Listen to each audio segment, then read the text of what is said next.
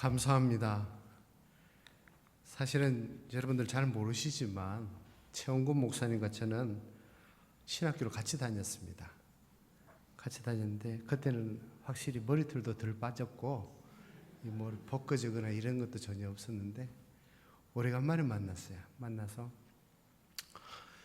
좋은 말씀 듣고 귀한 또 여러 가지 사역들을 소개받으면서 선교 관련돼서 조금 더 생각하시는 것들과 계획하시는 것이 있다라고 말씀을 주셔서 저희들이 어떻게 좀 도와드렸으면 좋겠다라고 하는 말씀을 드렸습니다. 저는 한국선교교육재단이라는 곳에서 일을 하고 있는데 주된 사역은 교회 일의 선교 교육 프로그램 소개하는 것, 선교 관련된 내용들 전달하는 것, 총회파송 선교사 훈련하는 것, 그리고 현장에 있는 선교사들에게 훈련 프로그램 제공하는 것, 그리고 요즘 가장 큰 관심이 아이들입니다. 이제 저희들이 가지고 있는 기본적인 생각은 우리가 가지고 있는 모든 것들을 우리 아이들, 청소년들에게 다 쏟아붓자. 저희들이 하는 여러 가지 일들 중에 목회자 자녀들 프로그램, 기독 청소년 프로그램, 아이들에게 용기와 희망과 꿈과 비전을 준다면 그 아이들은 반드시 일어서서 주의 나라를 위해서 달려갈 거다. 그래서 그 부분에 대해서 많은 관심을 가지고 있고 또한 하나님의 도우심과 또한 은혜 가운데 그렇게 저희들이 사역하고 있습니다. 특별히 경신교회에서 귀한 시간 허락해 주셔서 저 말고 이제 두 분이 더 오시게 됩니다. 총 4분 강사를 모시고 또 함께 선교 관련돼서 나눌 수 있도록 은혜 다해 주셔서 감사합니다. 제가 꼭 이제 교회에 가서 설교나 강연을 할 때 저희 집 사람으로부터 지시를 받는 게 있습니다. 빨리 마쳐야 된다라고 하는 거예요. 어떻게든 5분이라도 빨리 마쳐야 된다라고. 그래서 지난주보다는 5분이라도 빨리 마치도록 하겠습니다. 그리고 1시간마다 꼭 쉬어야 된다라고 그러더군요. 왜 쉬어야 되냐 하니 당신도 나이 들어보면 안다. 1시간마다 꼭 쉬어야 된다라고 그렇게 얘기를 합니다. 자, 제가 준비한 것은 교회와 선교입니다. PPT 저희가 준비를 했는데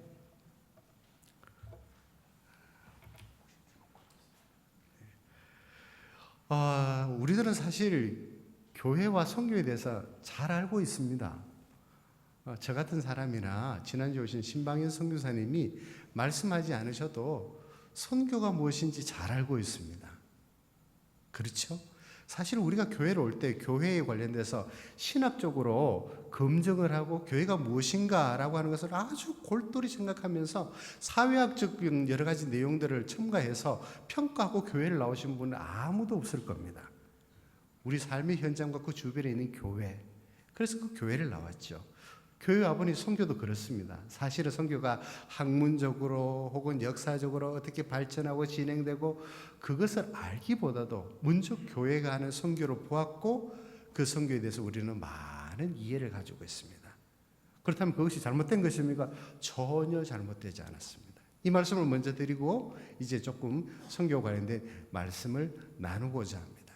그래서 선교는 이미 우리 가운데 너무 가까이 있고 그 선교적 삶과 생활들이 우리 교회의 삶에 그대로 실천되고 있다라고 말씀드리고 싶습니다. 한 장 넘겨주시면 좋을 것 같아요. PPT. 자, 한 번 더 넘겨주십시오. 자, 오늘 이야기 전에 먼저 발리 이야기를 좀 했으면 좋을 것 같아요. 지도 보이신가요? 지도. 예, 지도 보이시죠? 감사합니다. 인도네시아 지도입니다. 인도네시아에 보면 앞전으로 한 장 더 지나가 버렸습니다. 예. 저기 보면 빨간 점이 보이죠? 저기가 바로 발리입니다. 혹시 발리 가보신 분 있으신가요? 예, 그렇군요. 발리 가보신. 1분에 한 대씩 비행기가 뜨고 앉습니다, 발리에. 그래서 제가 한 번씩 발리 가면 멍청이 비행기를 뜨고 그리고 비행기가 착륙하는 것들을 볼 적이 있는데요. 떴던 비행기가 다시 내려와서 다시 뜨는데 1분 정도 걸립니다. 그러니까 비행기가 엄청나게 많은 겁니다. 엄청나게 많은 겁니다. 그래서 굉장히 바쁘고 분주하게 비행기가 뜨고 비행기가 가라앉는 곳인데 한 해에 관광객 수가 한 1,000만 명 정도 된답니다. 그 작은 섬에 1,000만 명 정도 되니까 세계 모든 곳에서 발리로 다 오는 겁니다. 한 장 더 넘기시면 좋을 것 같아요. 그래서 저 지도를 PPT 한 장 넘겨주십시오. 저 지도를 이제 발리를 조금 확대를 해보면 만화 영화에 나오는 스누피 머리 같습니다. 스누피 머리 같은데요. 이 발리에 굉장히 중요한 자산이 몇 가지가 있습니다. 첫 번째는 힌두교 문화입니다. 이 사람들이 원래 발리 사람들이 아니고 캄보디아 사람들이었는데 쭉 밀려서 인도네시아까지 왔는데 인도네시아에서도 불교들에게 밀려가지고 마지막 도착한 곳이 바로 발리랍니다. 그래서 발리교는 온 천지가 힌두교입니다. 힌두교. 두 번째, 이 발리 환경과 문화가 너무너무 좋습니다. 환경이 너무너무 좋습니다. 너무너무 좋습니다. 물도, 그리고 산도, 그리고 여러 가지 것들이 너무너무 좋습니다. 그래서 이 발리로 통하여서 제가 조금 소개드리고 싶은 것이 있는데 관광 자원이나 힌두교 문화가 아닙니다. 인도네시아는 굉장히 오랫동안 네덜란드 식민 지배를 받았습니다. 네덜란드 사람들이 인도네시아를 지배하면서 발리가 너무 좋은 겁니다. 그래서 이 발리를 잘 보존해서 관광 상품으로 좀 팔아야 되겠다라고 하는 생각이 있었습니다. 그래서 발리에는 절대로 선교사가 들어가면 안 돼라고 그 사람들 그렇게 결정을 했습니다. 절대로 선교사가 들어가면 안 돼. 왜? 기독교가 들어가서 힌두교 문화를 훼손시키면 그들이 팔 수 있는 관광 자원이 다 없어지니까 절대로 들어가면 안 돼라고 그렇게 했습니다. 사실은 그 전에 무슨 특별한 사건이 있었는데 그 사건은 별로 중요치 않고 발리를 관장하고 네덜란드 총독부가 그렇게 생각을 했다라는 겁니다. 자, 그런데 사람들이 말 잘 안 듣는 사람들 있죠. 여기까지라고 금을 딱 그어놓고 선을 딱 그어놓으면 꼭 그 선을 넘어가는 사람들이 있습니다.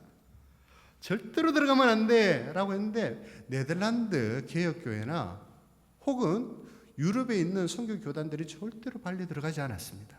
그런데 중국에 있는 평신도인데 장또왕이라고 그럽니다. 장또왕. 이 평신도가 1931년도에 발리에 들어갔습니다. 발리에 들어가서 복음을 전하는데 누구에게 복음을 전하느냐 그러면 힌두교 문화권이라 그랬죠. 거기에 도사들이 있습니다. 힌두교 도사들이. 이 힌두교 도사들인데 이 힌두교 도사 한 사람을 전도를 했는데 바로 그 사진이 오늘 여러분들에게 슬라이드로 보여드리는 저 사진입니다.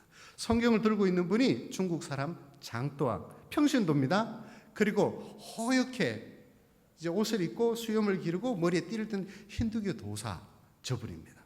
그랬더니 그 밑에 있는 제자들과 함께 12명이 세례를 받게 됩니다. 세례를 받는 곳이 바로 이곳이에요. 저는 굉장히 거창한 줄 알았습니다. 그런데 마을 곁에 있는 우리로 말하면 또랑 아시죠? 개울. 거기서 12명이 세례를 받습니다. 세례를 받고 열심히 그 지역에서 신앙생활을 하는데 힌두교는 제사가 너무 많습니다. 우리 제사하고는 비교가 안 됩니다. 한 마을과 그 시족들이 제사를 얼마나 많이 지르는지요. 장또왕이 제사를 지내러 가라 그랬을까요? 가지 마라 그랬을까요? 절대로 안 된다라고 그랬습니다. 그러니 늘상 제사를 지내고 같이 살던 예전에 잘 알던 친족들 중에 예수 믿는다는 사람들이 그 마을에 분란을 일으키기 시작하는 겁니다. 그 이야기를 네덜란드 총독부가 들었습니다. 이거 큰일 났구나. 그렇게 막았는데 왜 목사단을 평신도 장또왕이라는 사람이 와서 복음을 전하고 이렇게 힘들게 할까? 어떻게 할까요, 여러분이랑? 네덜란드 식민지 사람들은 그렇게 말합니다. 저 사람들을 다른 곳으로 이주시켜야 되겠다. 그래서 이주를 시켜간 곳이 불링빙사리라는 곳입니다. 사실은 처음 지도에 나왔을 때 불링빙사리를 말씀드려야 되는데 이미 시간이 좀 지나서 말씀 못 드렸습니다. 사실 잘 안 보입니다. 저 스누피 머리 서쪽 북쪽에 있습니다. 그쪽에 불링빙사리라는 곳으로 갔는데 이 불링빙사리는 적과 꿀이 흐르는 땅이 아니라 말라리아 그리고 사나운 짐승들, 토질이 너무너무 좋지 않아서 농사 지을 수 없는 땅, 그리고 힌두교 도사들이 쓰는 블랙 매직이 왕성한 곳이었습니다. 그곳에 네덜란드 사람들이 예수 믿는 사람들을 보낼 때는 이유가 한 가지였죠. 죽고 오지 않았으면 좋겠다라고 하는 거였습니다. 죽고 오지 않았으면 좋겠다. 이 사람들이 처음 갔을 때 그 지역에 대한 사진입니다. 밀림 지역인데요. 사진이 잘 보이실는지 모르겠습니다. 막 나무를 절단을 하고 불을 피우고 사람들이 그곳에서 열심히 일을 합니다. 그런데 이 사람들이 저 불림빙산에 가서 처음으로 한 것이 무엇인가? 저는 그 이야기를 들었습니다. 힌두교 사람들은 우리가 말하는 교차로, 십자 교차로는 항상 귀신이 있다라고 생각했습니다. 그래서 발리 가보시면 힌두교 교차로마다 제물들이 놓여 있습니다. 왜? 귀신들이 있기 때문에. 그런데 불리빙산에 갔던 그 처음 사람들은 그 귀신들을 섬기는 것이 아니라 십자 도로를 만들고 종탑을 세웠습니다. 이 사진입니다. 종탑을 세웠습니다. 그리고 난 뒤에 정해진 시간에 종탑에서 종이 울리면 모든 하던 일을 그만두고 기도하는 것 약속을 했습니다. 일을 할 때도 가정이 있을 때도 십자도로가 귀신이 있는 것이 아니라 하나님을 찬양하는 것이 있어야 된다라고 생각하고 그곳에 종탑을 세우고 종이 치면 모든 곳에서 기도를 하기 시작했습니다. 그리고 난 뒤에 이 사람들이 고민을 합니다. 예전에 힌두교 마을에 살 때는 힌두교인들을 어떻게 하면 잘 지낼 수 있을까라고 하는 것이 삶의 첫 번째 목적이었습니다. 그런데 힌두교인들이 다 없어졌습니다. 그러면 불림빙산에서 어떻게 살아야 될까라고 하는 고민을 그들이 하기 시작했습니다. 여러분들이라면 어떻게 했을까요? 그 당시에 쫓겨났던 사람들은 이렇게 생각했답니다. 그러면 우리가 말씀대로 살아봅시다. 말씀대로 살아봅시다. 다른 기준 다 없습니다. 말씀대로 살아봅시다. 쫓겨난 그 사람들이 그러면 그들이 말합니다. 말씀대로 복을 주시겠지요. 말씀대로 살아봅시다. 그러면 말씀대로 복을 주시겠죠. 그 땅에 농사를 지었는데 30배, 60배, 100배의 결실들을 얻기 시작한답니다. 말라리아와 악한 짐승들이 창궐한 지역이라 그러는데 그 일들이 기독교인들, 추방된 기독교인들을 해하는 경우가 거의 없었다고 합니다. 농사가 얼마나 잘 되었는지요. 그곳에 돈이 엄청나게 쌓이기 시작하더랍니다. 그래서 그 돈을 가지고 자녀들을 계속 교육을 시킵니다. 교육을 시킵니다. 이 사람들이 그 지역을 굉장히 아름답게 갖고 왔습니다. 불림빙살이 밀림 한가운데 귀신들이 많고 말라리아가 창궐하고 블랙매직이 있는 그곳을 정말로 아름답게 가꾸고 그곳에서부터 다시금 시작하는 삶의 원동력을 회복하게 됩니다. 그래서 교회를 졌는데요. 교회가 이렇습니다. 교회 이름은 분이엘 교회라고 그럽니다. 이게 저 사진 꼭대기의 중심부에 보면 십자가가 있는데 그것만 없다면 힌두교 사원하고 똑같습니다. 똑같습니다. 이 사람들이 건물을 지었는데도 힌두교인들이 가지고 있던 생각들, 그대로 물려받았던 것들을 그대로 접목을 시킵니다. 이 실내인데 에어컨이 없습니다. 그리고 문도 없습니다. 왜 문이 없습니까? 바람이 통해야죠. 힌두교인들은 이렇게 생각합니다. 가장 중요한 것이 세 가지가 있는데 첫 번째 물, 두 번째 햇빛, 세 번째 공기라고 그렇게 생각을 하게 됩니다. 그래서 그것을 저 교회당에 담고 싶어 했답니다. 저 뒤편에 잘 안 나오는데요. 사진에 보이는 저기가 성찬상입니다. 우리가 보는 성찬상이고 저 뒤편에 보면 물이 흐릅니다. 물이 흘러요. 그래서 자기들이 힌두 교인이었다라고 하는 것들을 절대로 잊지 않고 힌두 교인을 전도해야 된다 하는 것을 결코 잊지 않고 그들과 서로 간의 연결점을 찾을 수 있는 것을 교회에 만들어 놓기를 원했습니다. 자, 그러면 돈도 많아졌습니다.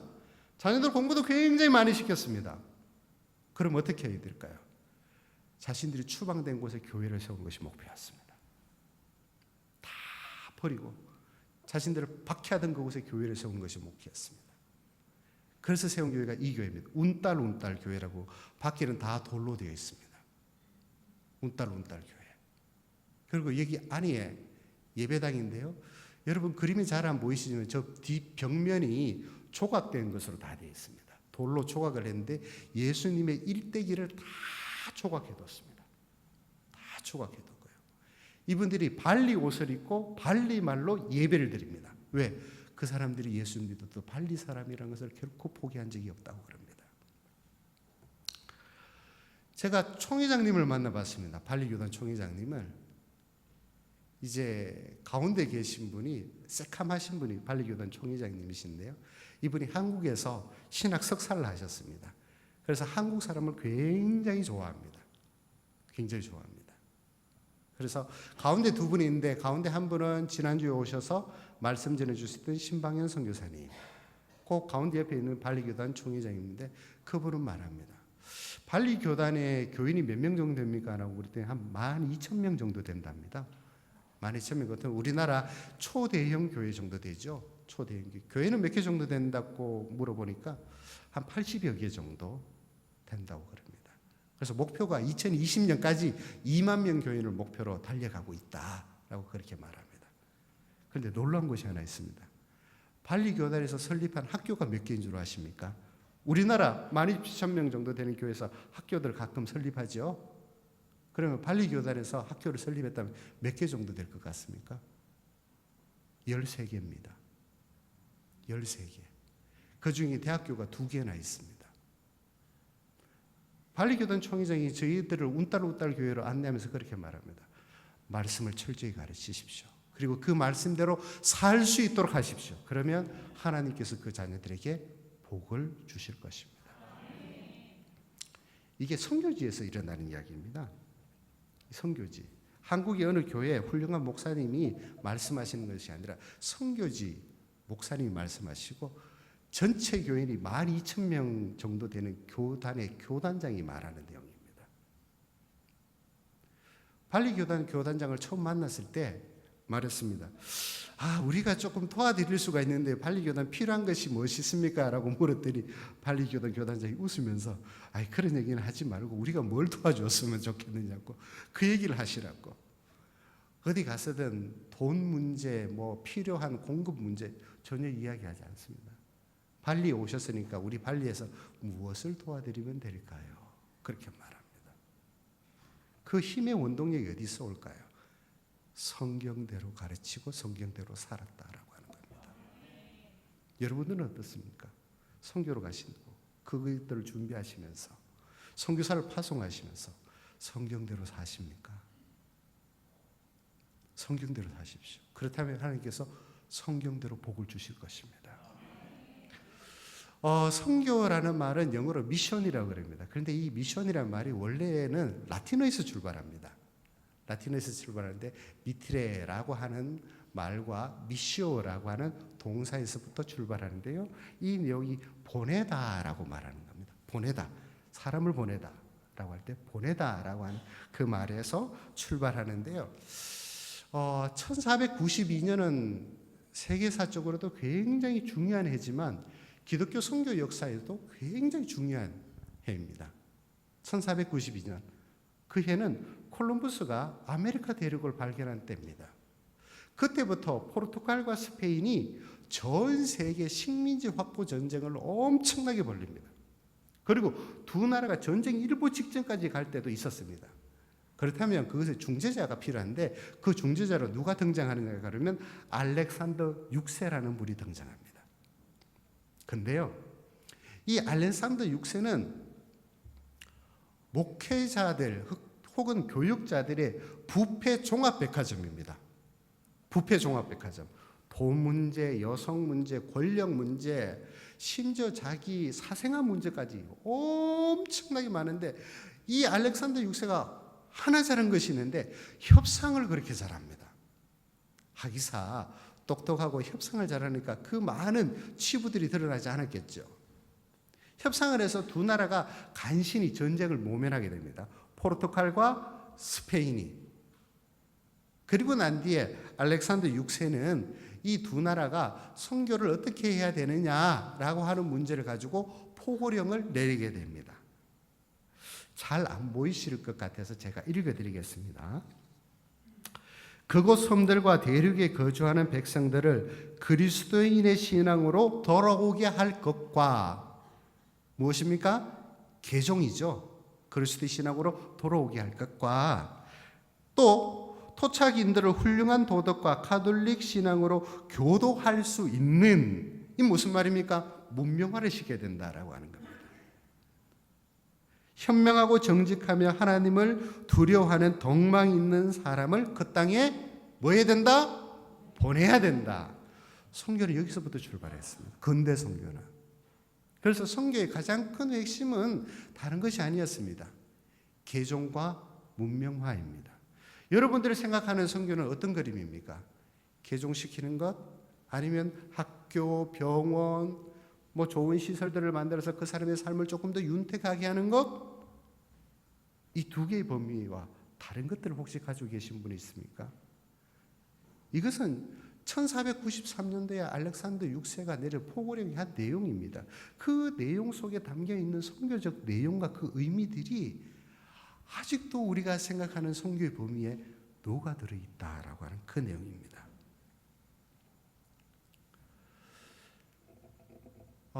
이 가톨릭에서 참 선교 관련된 많은 일들이 있었는데요.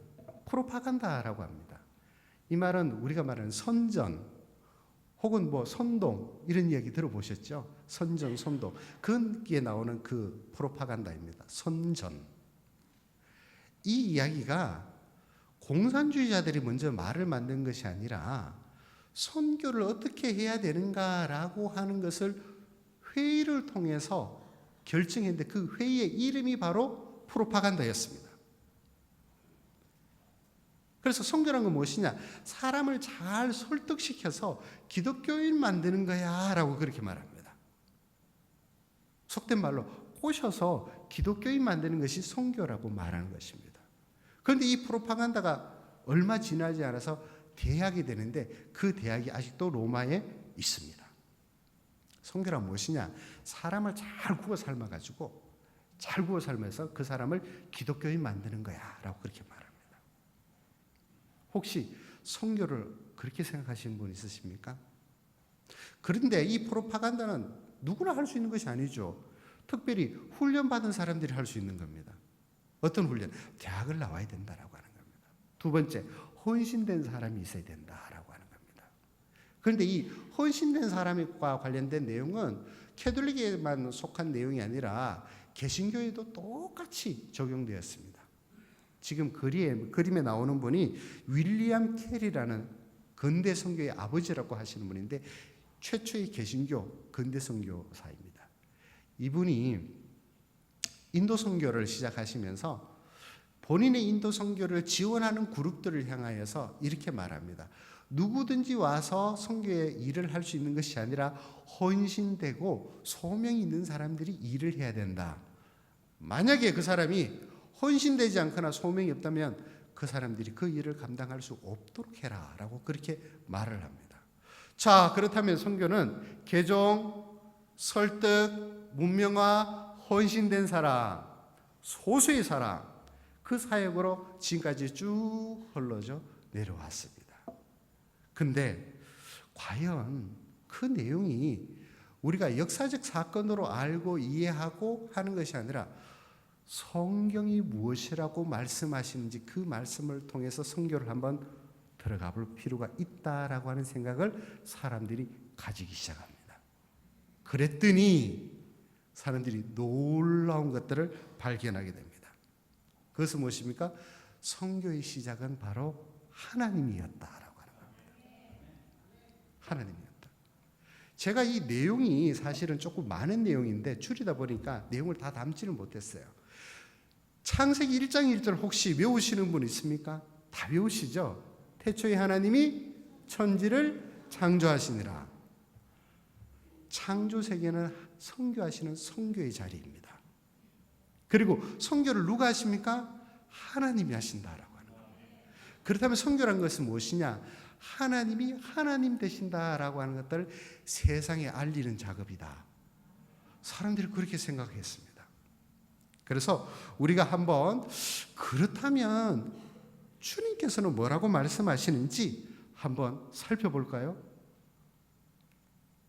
요한복음 5장 17절입니다.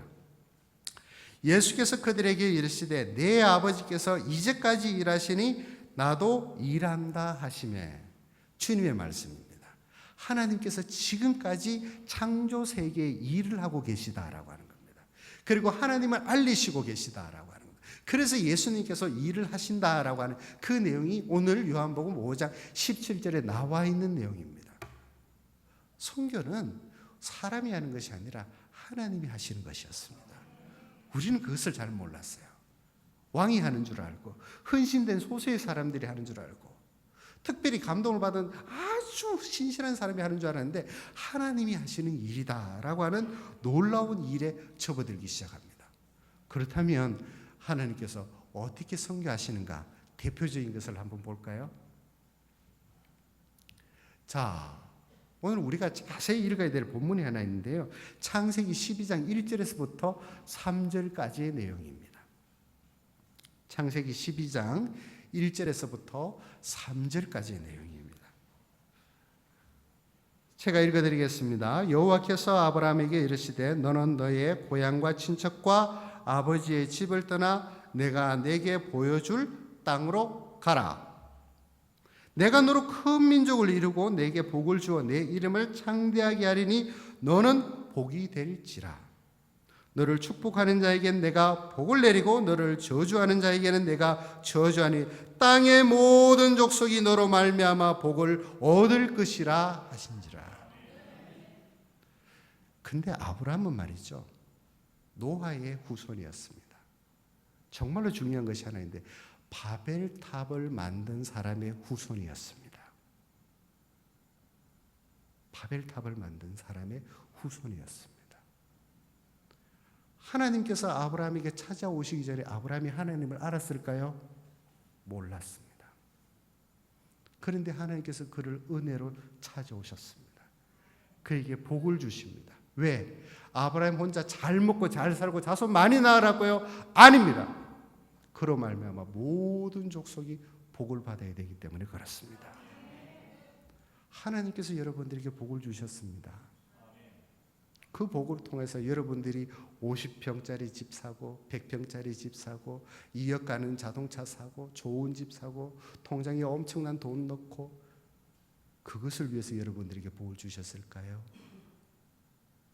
하나님께서는 여러분에게 주신 복으로 말미암아 많은 사람들이 하나님의 복 가운데로 참여할 수 있도록 기회를 열어놓으신 것입니다. 아브라함에게 복 주신 이유는 바로 이것이었습니다. 찾아오셔서 아브라함을 통해서 모든 나라와 모든 민족이 복받기를 원하셨던 하나님입니다. 그러면 아브라함이 가면서 하나님을 막 알려야 되잖아요. 가면서 우리 하나님은 이런 분이에요. 우리 하나님은 저런 분이에요. 우리 하나님은 훌륭한 분이에요. 우리 하나님은 저에게 약속을 주신 분이에요. 하나님은 놀라운 은혜로 우리를 강건하게 하신 분이에요. 라고 말을 해야 되는데 그런 본문이 나올까요? 안 나올까요? 전혀 안 나옵니다. 전혀 안 나옵니다. 이걸 좀 알려야 되는데 전혀 안 나와요. 하나님은 그를 세상으로 보내시는데 그는 세상에 가서 하나님의 위대한 일들을 말하고 소개하고 증거하고 전파하고 사람들에게 알려야 되는데 그는 가서 사람들에게 하나님의 얘기를 전혀 하지 않습니다. 전혀 하지 않아요. 그럴 때 하나님은 어떻게 하시느냐? 하나님이 아브라함의 하나님이 되신다라고 하는 것을 스스로 막 증언하십니다. 아브라함이 가는 곳마다 하나님을 막 증언하고 하나님에 대한 이야기를 하고 하나님의 위대한 이야기를 소개하고 알려야 되는데 그걸 전혀 안 하니까 하나님께서 아브라함은 하나님의 백성이고 하나님께서 복 주신 사람이라는 것을 하나님 스스로 막 알리시는 겁니다.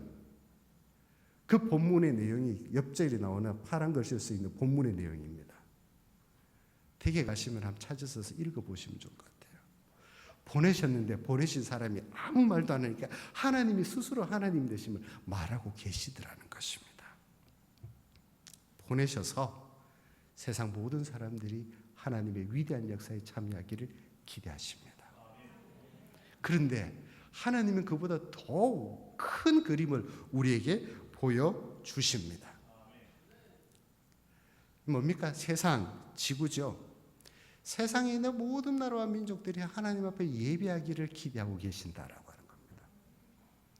우리는 유대인들은 착한 사람, 이방 민족은 고약한 사람, 유대인들은 구원받아야 되는 사람, 이방 민족은 구원받지 말아야 되는 사람이라는 보이지 않는 도식을 가지고 있습니다. 그런데 하나님께서는 유대인만 만드셨을까요? 이방인도 같이 창조하셨을까요? 이방인도 같이 창조하셨죠. 하나님께서는 사람을 만드시고 복을 주셨을 때 유대인만 복을 주셨을까요? 모든 나라 사람들에게 복을 주셨을까요? 모든 나라 사람들에게 복을 주셨는데 우리는 생각하기에는 그 사람들은 하나님의 은혜와 그 구원 역사에 참여할 수 없는 사람이라고 딱 규정을 짓고 있었는데 하나님께서는 그와 전혀 다른 말씀을 하고 계시다라고 하는 겁니다. 시편 볼까요? 시편 22편 17편에서 17절에서 19절 내용입니다. 땅의 모든 끝이 여호와를 기억하고 돌아오며 모든 나라의 모든 족속이 주의 앞에 예배하리니 나라는 여호와의 것이요 여호와는 모든 나라의 주제이심이로다. 그런데 이것이 시편 22편에만 나올까요? 아닙니다. 엄청나게 많이 나옵니다. 아마 여러분 들어오시면서 아마 강의 안 다 받으셨는 것으로 알고 있는데 강의 안에 보면 그 구절들이 엄청나게 많이 나옵니다. 시편 33편에도 나오고요. 42편에도 나오고요. 48편에도 나오고요. 67편에도 나오고요. 71편에도 나오고요. 86편에도 나오고요. 96편에도 나오고요. 97편에도 나오고요. 98편에도 나오고 111편에도 나옵니다. 하나님께서 모든 나라와 모든 민족들로부터 영광을 받으시기 원하신다라고 합니다. 하나님은 그런 분이셨어요. 그래서 우리에게 복을 주셨다라고 하는 겁니다. 자, 이런 하나님의 역사가 중대한 전환을 맞게 됩니다. 신약에 와서. 신약에 와서 중대한 전환을 맞는데요. 그 내용을 이제 한번 살펴보도록 하겠습니다. 교회를 헬라어로 뭐라고 말하느냐 그러면 에클레시아라고 말합니다. 그리스 말로 에클레시아라고 해요. 에클레시아. 가능하시겠죠? 같이 한번 따라해 볼까요? 에클레시아. 아, 감사합니다. 에클레시아라고 말하는데 이 그리스 말에는 이 에클레시아라는 말이 불려 나온 사람들 그리고 회합 이런 내용입니다. 우리 말하면 이제 반상회에 불려 나온 사람들 아니면 마을 공동체 회의가 있어서 불려 나온 사람들 그 사람들을 부를 때 에클레시아라고 부릅니다. 그런데 그리스 말에만 이 에클레시아가 그렇게 사용되느냐라고 하면 그렇진 않은 것 같아요. 어디에도 사용되냐? 구약 성경을 그리스 말로 옮겨놓은 책이 있는데 그걸 70인역이라고 합니다. 70인역에도 이 에클레시아를 뭐라고 표현하냐 그러면 불려 나온 사람들 회합이란 용어로 사용하고 있습니다. 그리고 교회라는 말이 그리스 말로 에클레시아인데 에클레시아는 불려 나온 사람들이다, 회합이다, 모임이다라고 하는 개념을 가지고 있어요. 그런데 굉장히 중요한 것입니다. 이 구약 성경을 그리스 말로 바꾼 71년에는 이 에클레시아라는 말이 100번 정도 나옵니다.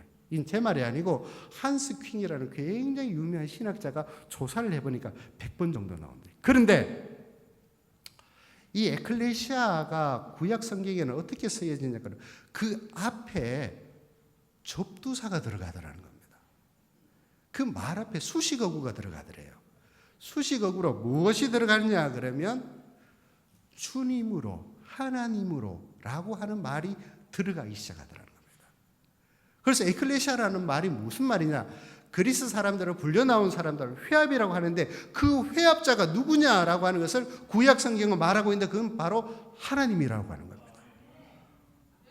우리가 그냥 이렇게 온 것이 아니라 하나님께서 다 부르셔서 여기 다 온 거예요. 그렇죠?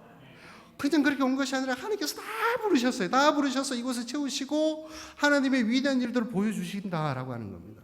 그럼 우리는 하나님으로부터 불려나온 사람이라는 겁니다. 그래서 이 에클레시아에는 하나님의 뜻이 있고 하나님께서 모으신 공동체라고 하는 정체성이 있습니다. 그래서 세상 모임하고는 전혀 다릅니다. 세상 모임하고는 전혀 다릅니다. 그래서 이 모임이 운영되는 데는 세상의 방법으로 운영되면 안 됩니다. 어떻게? 하나님의 뜻에 의해서, 하나님의 말씀에 의해서 운영이 돼야 되는 겁니다. 왜? 하나님께서 다 부르셨거든요. 근데 이 에클레시아가 복음서에 딱 2번 등장합니다. 딱 2번 등장해요. 그 본문을 지난주에 우리 목사님이 오후 예배 시간에 설교 본문을 잡으셨고 오늘 또 그 본문을 잡으셨어요. 딱 2번 등장합니다. 2번 등장하는데 그 2번 등장이 어딨냐라고 라고 하면요, 마태복음 16장 19절 그 의간에 등장하고요, 마태복음 18장 18절 그 의간에 등장합니다. 그런데 이 교회라는 것을 설명하면서 붉은 글씨로 되어 있는 부분 혹시 읽으실 수 있는가요?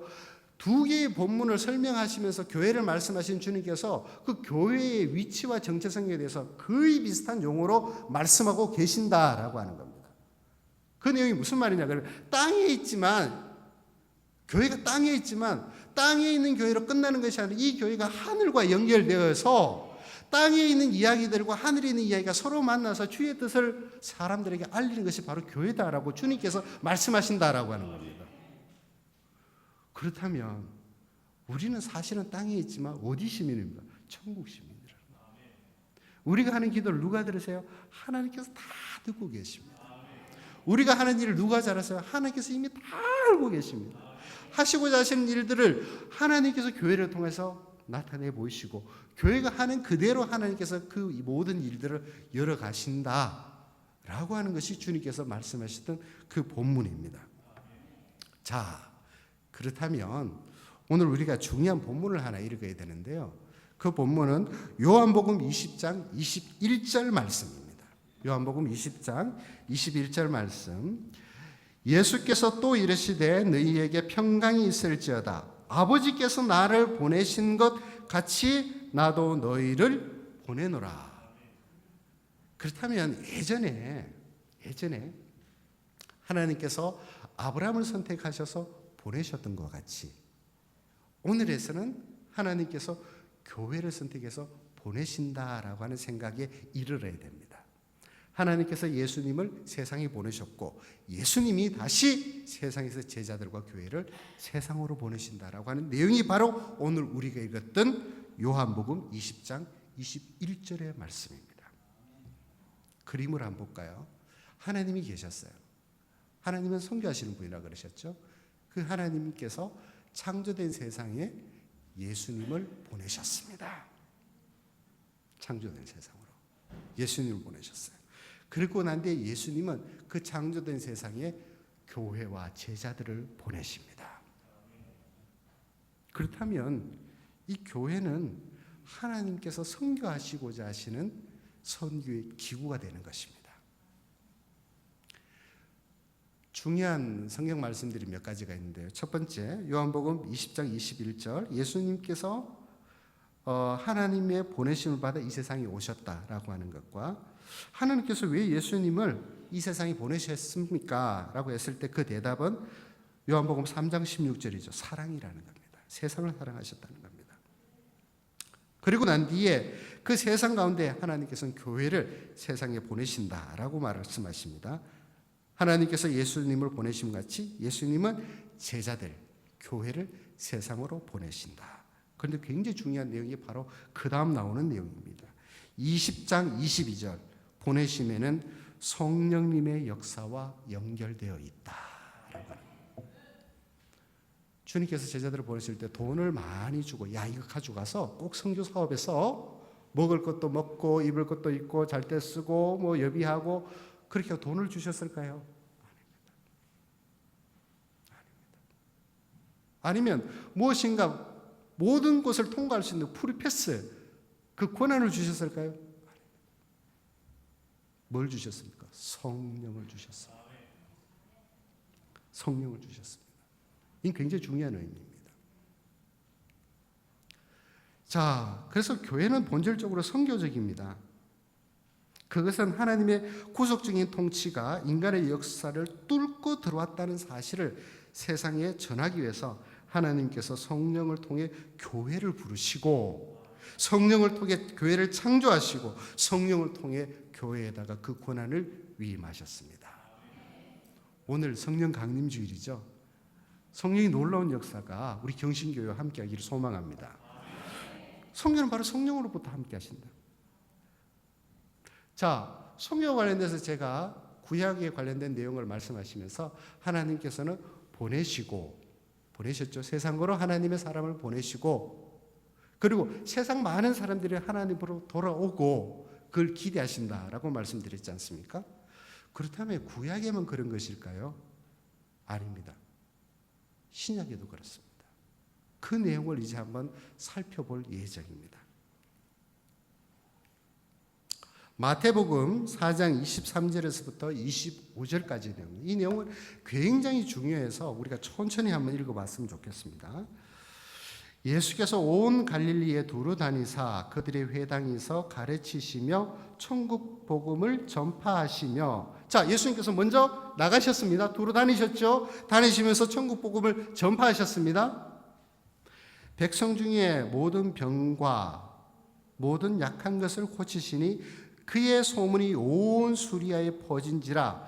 사람들이 모든 앓는 자 곧 각종 병에 걸려서 고통당하는 자, 귀신 들린 자, 간질하는 자, 중풍병자를 데려오니 그들을 고치시더라. 갈릴리와 데가볼리와 예루살렘과 유다와 요단강 건너편에서 수많은 무리가 따르더라. 예수님께서 나가셔서 사람들을 만나주시고 그들을 회복시켜 주시고 천국 복음을 전파하시니 많은 사람들이 주님께로 돌아오더라라고 하는 겁니다. 주님은 가시고 세상 사람들은 주님께로 온다라고 하는 개념입니다. 이 개념은 굉장히 중요한 겁니다. 그래서 주님께서 세상을 향하여 가시니 세상이 주님께로 돌아오더라라고 하는 겁니다.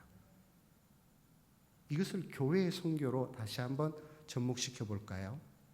경신교회가 이제 세상을 향해 갈 겁니다. 선교하러 갈 겁니다. 아마 태국을 준비하고 있다는 말씀을 들었습니다. 갑니다. 지역을 향하여 선교하러 갑니다. 복음 전하러 갑니다. 그러면 어떤 결과가 일어날까요? 세상이 경신교회로 올 겁니다. 이건 많은 사람들에게 복음을 전하십시오. 그들이 교회로 올 겁니다. 많은 사람들 하나님의 위대한 일들을 알리십시오.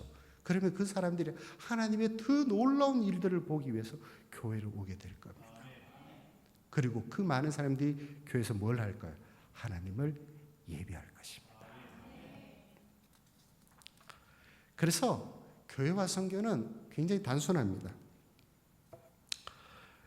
예수님께서 말씀하신 교회의 구체적인 모습은 교회는 성령의 공동체라는 것입니다. 성령은 교회를 세우시고 사랑으로 공동생활을 하게 하시는 영이시기 때문에 성령의 충만함을 받고 성령의 말하게 하심을 따라 제자들은 각기 다른 방언으로 예수 그리스도를 증거하였다. 예수 그리스도의 십자가와 부활을 증거하면서 예수는 그리스도라는 사실을 증거하였다. 그러므로 교회는 증인의 공동체이고 그리스도를 전하는 선교 공동체이다. 우리에게 복 주신 이유도 한 가지였습니다. 많은 사람들이 이곳에 와서 하나님을 예배하기 위해서 우리에게 복을 주신 겁니다. 우리를 보내시는 이유도 한 가지입니다. 많은 사람들이 이 교회에 와서 하나님을 예배하기 위해서 하나님께서 우리를 그렇게 사용하신다라고 하는 것입니다. 그걸로 통해서 하나님께서 영광 받으시기 원하신다라고 하는 겁니다. 선교가 사람을 변화시키는 개종이나 문명화나 이런 것도 굉장히 중요합니다. 그것이 본질적인 것이 아니라 모든 사람들이 하나님 앞에 영광 들고 예배하는 것, 그 일을 위해서 하나님께서는 오늘도 일하고 계시고 우리를 통해서 사용하고 계시고 놀라운 일들을 허락해 주신다. 태국 선교를 위해서 뭘 준비하십니까? 많은 것도 있으시죠? 다시 시작해 보시는 것이 어떨까요? 성령 충만한 거. 성령 충만한 거. 그래서 하나님께서 하시고자 하시는 위대한 일들을 세상 가운데 보이는 것. 그거 굉장히 중요합니다. 저희가 선교 교육재단이 1년에 한 번 정도 해외 아울리치 훈련을 떠나는데 작년에는 말레이시아 코타키나발루를 갔습니다. 가다 보니까 세계적으로 가장 좋은 휴양지들만 가는 것 같은데요. 발리 가고 코타키나발루 가고 그런데 코타키나발루 그 중심부에서 한 1시간 반 정도를 가면 시골에 따기남부르 교회라는 곳이 있습니다. 교회가 지금 사진이 조금 그런데요. 저 교회가 한 1,000명 정도 모입니다. 1,000명 정도 모입니다. 교회가 굉장히 큽니다. 굉장히 크고 저 교회가 속해 있는 교단이 SIB 교단이라고 우리 교단하고는 이제 협력 관계가 있습니다. 그래서 저하고도 뭐 잘 아시는 분들이 있으시고요. 왜 따기남부르 교회 사진을 보여드렸냐 그러면 작년에 팀들을 데리고 이곳에 갔는데 갔던 목적은 딱 하나였습니다. 선교팀들 선교 훈련하기 위해서 갔는데 간 목적은 하나였습니다. 1973년도에 성령께서 하늘에서부터 저 따기 남부르 교회에 강림을 하십니다. 이게 잘 이해가 안 가는데요. 일단 그분들이 하시는 이야기부터 말씀드리겠습니다. 그분들이 이렇게 합니다. 하늘에서 불이 내려왔습니다. 라고 그렇게 말합니다. 저는 그거 잘 이해가 안 돼가지고 사도행전에서 이제 불이 내려온 같이 그렇게 내려왔냐라고 했더니 그렇답니다. 그래서 조금 제가 의심이 많아요. 도마하고 친척은 아닌데 하여튼 조금 의심이 많아가지고 객관적으로 그게 증명이 가능하냐 그랬더니 따기 남부르 교회 저 교회 맞은편에 논하고 밭이 엄청나게 있습니다. 논하고 밭이에요. 논하고 밭고 그 주변에는 인간은 그렇게 많지 않습니다. 논밭이 많고 따기 남부르 교회에서 조금 한 30분 정도 가야지만 사람들이 많이 사는데 그 주변에는 거의 인간들이 그렇게 많지 않습니다. 그 주위에 논밭이 굉장히 많아요. 논밭에서 일하시던 분들이 교회를 봤는데 73년도에 하늘에서 불기둥이 내려오기 시작하더라고요. 그럼 어떻게 시작이 됐냐라고 물어봤습니다. 그 중고등부 학생들이 기도를 하기 시작하더라네요. 기도하고 성경 읽고 찬양하고 이것이 계속 지속되더랍니다. 우리로 말하면 중고등부 학생들. 왜냐하면 거기가 영국 학제이기 때문에 고등학교 2학년까지 고3은 없습니다. 그래서 가장 높은 학년이 고등학교 2학년이에요. 계속했더니 그렇게 역사가 일어나더라는 겁니다. 그래서 불이 사람이나 아니면냐, 사람에게도 임했답니다. 왔다 갔다 이러는데 성령 받은 사람이 뭘 했을까요? 라고 물어봤어요. 첫 번째 한 것이 하나님을 찬양하는 거하고 전도였답니다. 그런데 우리같이 이런 곳에 전도를 한 것이 아니라 73년도 말레이시아 코타키나발루가 우리로 말하는 보르네오 섬이라는 곳에 있고 인도네시아 사람들은 깔리만탄이라고 합니다. 오지 중에 오지입니다. 여기에 성령을 받은 학생들이 사흘길을 걸어갑니다. 밀림을 뚫고. 요즘같이 길이 잘 돼 있으면 참 좋죠. 길이 잘 돼 있으면 참 좋습니다. 길 따라가면 되니까. 밀림을 헤치고 사흘길을 간다. 혹시 이해가 가십니까? 잠을 잘 만한 곳이 있을까요? 밥을 해먹을 만한 곳이 있을까요? 주변에 사람들이 있을까요? 인가가 있을까요? 전혀 관계있지 않았습니다. 2일, 3일 정도 들어가서 시골 마을에 복음을 전하였습니다. 그런데 그 시골 마을에는 제가 처음 발리에서도 말씀드렸듯이 장또왕이 만났던 힌두교 도사와 같은 도사들인데 그 사람을 둑군이라고 합니다. 이 사람들은 마법을 쓰고 마술을 쓰는 사람입니다.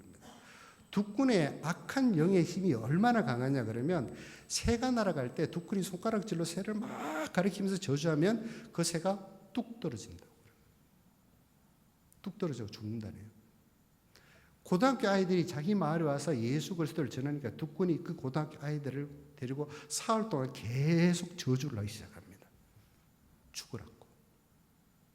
성령 받은 그 아이들이 와서 예수 그리스도를 전하니 둑군이 나와서 계속 저주를 하는데 죽으라고 저주를.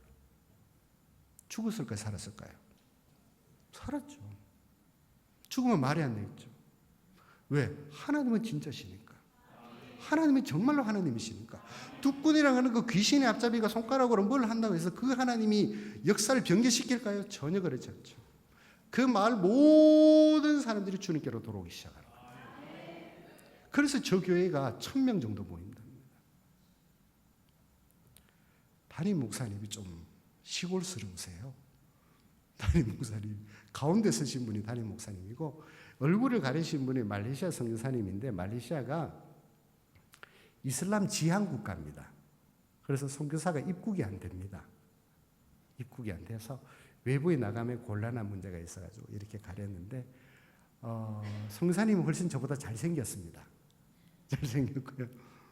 가운데 서신 분이 담임 목사님인데 저희가 간다고 말씀드렸는데 슬리퍼를 신으시고 저를 티를 입고 나오셨어요. 티를 입고 나오셔가지고 그 커피 믹스 커피 있지 않습니까? 말레이시아 달달한 믹스 커피를 한 잔 태우시면서 이야기를 쭉 하시더라고요. 그 성령 충만한 이야기, 성령 받은 이야기, 뭐 여러 가지 이야기들을 했습니다. 제가 조금 보기와 같이 성격이 좀 고약합니다. 또 물어봐야 되는 것이 하나 있습니다. 73년도 이야기고 지금 무엇 하십니까? 라고 물어봤습니다. 그거 꼭 물어봐야 됩니다. 그건 73년도 얘기지 지금 뭐 하냐라고 물어봤습니다. 이 선교팀들 데리고 선교한다고 가서 우리는 선교팀을 데리고 이곳에 와서 여러분들을 선교하겠습니다라고 도착한 그 교회에서 뭐 성령 받은 이야기를 쭉 하고 난 뒤에 마지막 회심에 이제 결정적인 질문을 하고 있죠. 그건 73도 얘기고 지금 뭐 하십니까? 라고 했더니 그때 놀라운 일들을 체험하셨던 장로님들이 나오셔서 한결같이 말씀하십니다. 최근에 기도하시는 분들이 기도를 하시는데 하나님께서 음성을 들려주셨다. 무슨 음성요? 조만간에 곧 다시 놀라운 성령의 역사가 있을 것이니 기도하라. 우리는 뭔가 그들보다 신앙도 낮고 뭐 하나님께서 주신 은혜도 풍성하고 그래서 사람들을 데리고 물건을 사고 여러 가지 것들을 데리고 선교하러 간다고 갔는데 그 현지에 있는 사람들은 하나님께서 놀라운 은혜를 부어주실 것입니다. 기도하십시오 라고 하는 그 이야기를 듣고 화요일마다 전교인이 나와서 기도하더라는 겁니다. 이게 선교의 순서가 좀 바뀌었는 것 같아요. 얼마나 충격을 받았는지. 얼마나 충격을 받았는지. 저희 집에 와서 그 얘기를 했습니다. 하나님께서 말씀하시는데 곧 다시 놀라운 성령의 은혜를 부어주실 것이니 기도하라 그러신단다. 그래서 우리 가정 예배 드릴 때 꼭 기도하는 것이 성령 충만케 해 주시옵소서. 그랬어요. 하나님께서는 말씀을 통해서 하나님의 하나님이시다라고 하는 것을 끊임없이 말씀하시고 교회를 세우고 교회에다 끊임없이 말씀하시는 성령께서 친히 역사하셔서 하나님의 위대하심을 증거하신다. 그리고 그 성령 충만한 사람들로 통해서 많은 사람들이 하나님 앞에 예배드리게 할 것이다. 그 은혜의 역사가 우리 경신교회에 나타나기를 소망합니다. 다른 준비도 굉장히 중요하지만 성령 강림주일이기도 하고 성령 충만한 것을 준비하셔서 선교 현장에 가시고 그 사람들에게 하나님의 위대하심을 전하는 복된 은혜가 있으시길 바랍니다. 기도하겠습니다. 주님 감사합니다.